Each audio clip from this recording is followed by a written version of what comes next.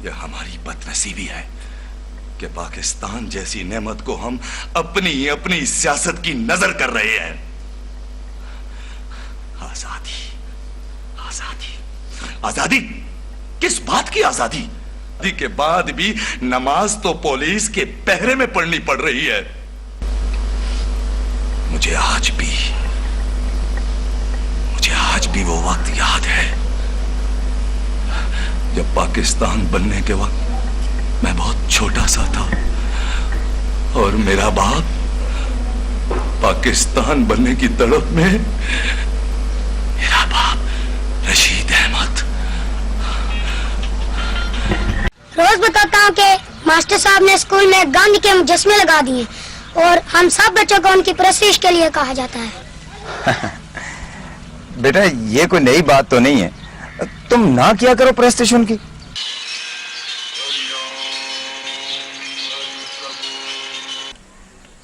अखबारात तो पढ़ ही रहे होंगे। पढ़ क्या रहे हैं पिताजी? बस बर्दाश्त कर रहे हैं। मुसलमानों की सरगर्मियों ने गांधी जी के मिशन को धचका लगाया है। नहीं, ये बात नहीं। कैदी आजम का मिशन भी यही है कि अंग्रेज इस खित्ते की जान छोड़ दें।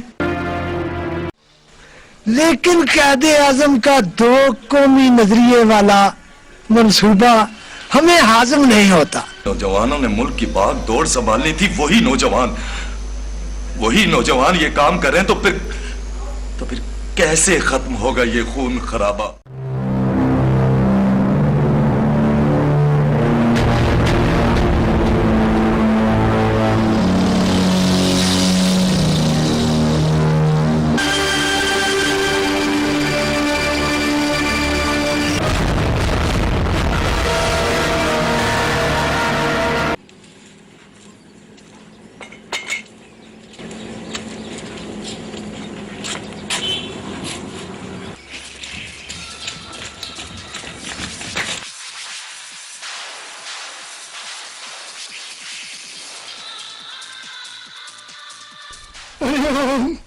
हरिओम, राम राम राम।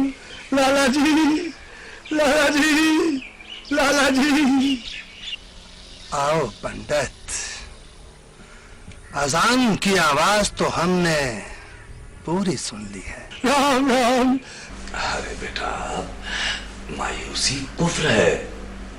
नहीं वजंती नहीं, तुम्हें यहाँ नहीं आना चाहिए था और तुम इसकी मौत का शोक मना रही हो। नहीं वजंती, इसके बाप मौलवी को और इसे मेरे हाथों कत्ल होना था वजंती। मुसलमानों के लिए अलग मुल्क बना रहे हैं जिसमें स्कूल होंगे, कॉलेज होंगे, यूनिवर्सिटियां होंगी और इंशाल्लाह तुम उसमें से बाबू बन के निकलोगे। कि कायदे आजम की आवाज पर लब्बैक कहकर मेरे अबाओ अजदाद ने अपनी जान के नजराने दिए और पाकिस्तान बनाया। लेकिन आज जब मैंने अपने जवान बेटे की लाश कांधों पर डाली तो मेरा दिल खून के आंसू रो रहा था कि पाकिस्तान में भी हम महफूज नहीं है। पाकिस्तान में भी हम महफूज नहीं। ये तुसी भगो जाओ, मैं से हैगा ना, जाओ तुसी।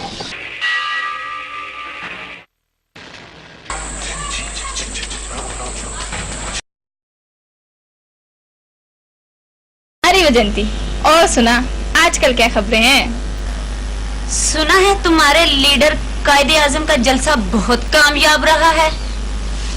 अरे मन ने तो अपने अल्लामा इकबाल का ख्वाब पूरा होता दिखे है भाई। अपने कायदे आजम को तो अंग्रेज भी माने हैं।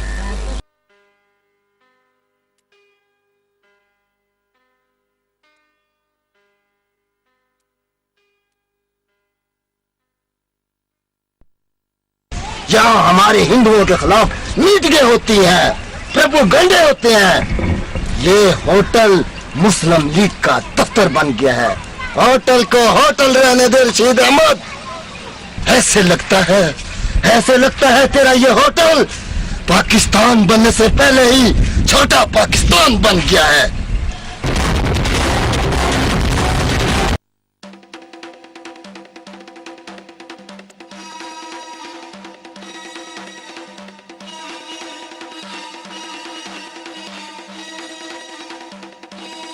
ना रशीद अहमद ना,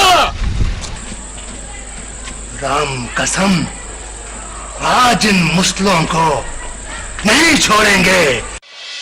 आज पाकिस्तान की हालत देखता हूं तो मेरी फख्र से तनी हुई गर्दन शर्मिंदगी से झुक जाती है।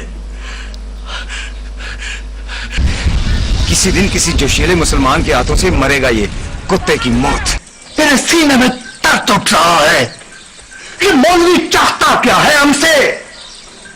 मौलवी, लाला जी के सामने पूरी बस्ती माथा टेकती है और तू उनके बारे में बक बक कर रहा है। चाहे मीर जाफर जैसे कई गद्दार पैदा हो जाए, शहीदों के खून के सैलाब में बह जाएंगे। इस बस्ती का मुखिया होने के कारण हमारा यह फर्ज बनता है कि हम इस बस्ती में अमन को कायम रखें। ये जो तुम्हारे कैदी आजम ने हमारी कांग्रेस छोड़कर 1.5 इंच की लहदा मस्जिद बनाई है, क्या ये अच्छा किया है?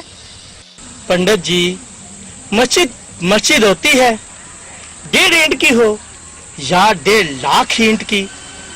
अल्लाह ताला ने सदियों बाद हमें कायदे आज़म की सूरत में एक बहुत बड़ा लीडर दिया है जो हजारों गैर मुस्लिमों पे भारी है।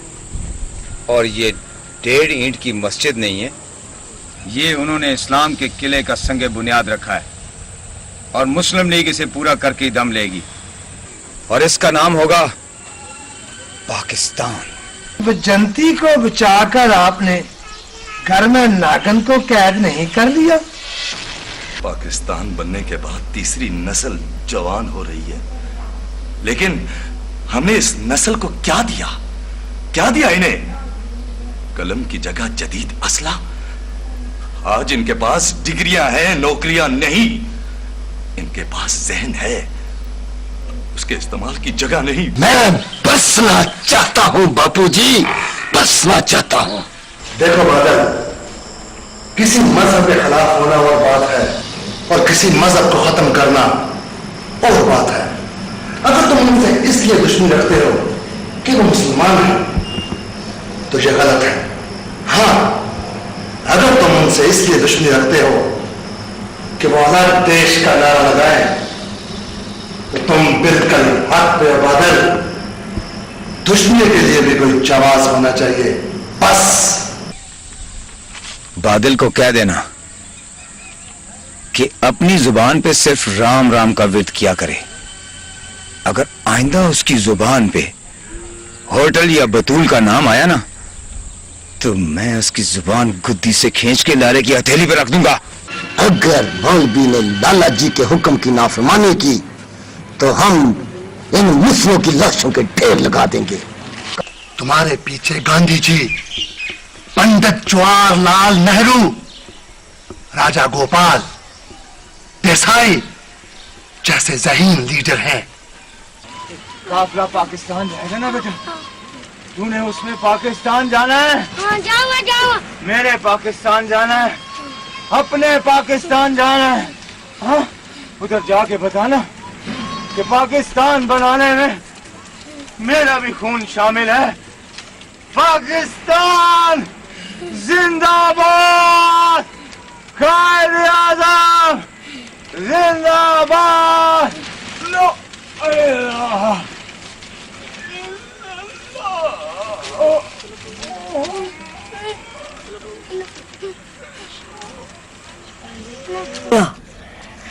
आप कौन है? हमरीद ने कल पाकिस्तान जाना लेने काफिले के नाल भेज दिता। पर शहीदी था गोपी, जिसने मुसलमानों के जनाजों के लिए लोगों को इकट्ठा किया और मेरे बादल की अर्थी चलते समय चंद हिंदुओं के अलावा कोई भी नहीं था गोपी, कोई भी नहीं था। हम एक छत के नीचे जमा होकर एक एक कौम बनकर उभरे, सिर्फ पाकिस्तानी कौम। लेकिन तारीख या न जाने हमारा मुकद्दर क्यों है खुदा, है खुदा। आखिर कब होगा सवेरा, कब होगा सवेरा, आखिर कब होगा सवेरा।